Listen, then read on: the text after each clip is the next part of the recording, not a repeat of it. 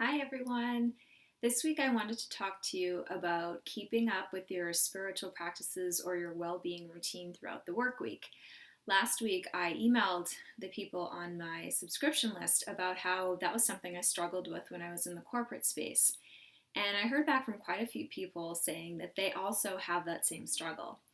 So I wanted to share with you this week my number one tip for recharging my energy midweek so that eventually my Fridays felt like Mondays energetically.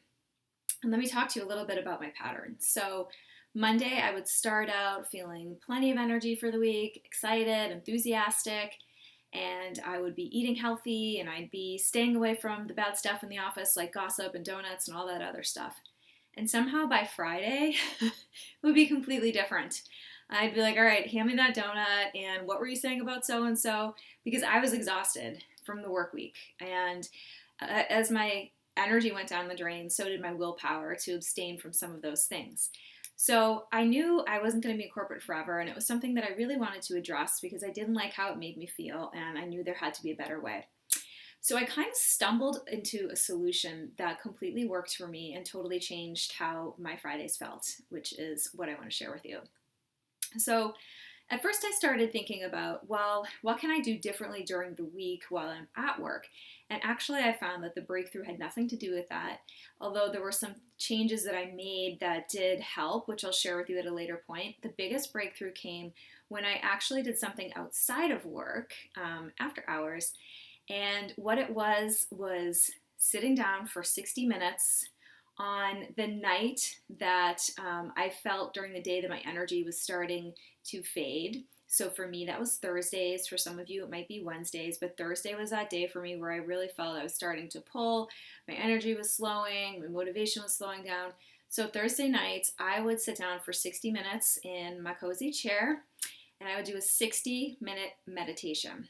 So what I would do is just close my eyes.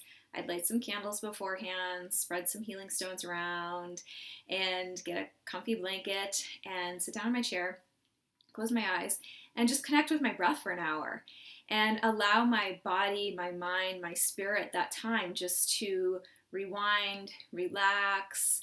I would start noticing what thoughts would come up and I would just release them and allow them, release them. And eventually I'd just get into a zone. The next thing I'd know, an hour would have gone by and I would feel ready for bed. But the next day I would wake up feeling absolutely amazing, like it was a Monday and my energy was fantastic. And I tried to do it different ways, less than 60 minutes, and it just didn't work for my system. I needed the full 60 minutes. So I made it a habit because I felt so amazing.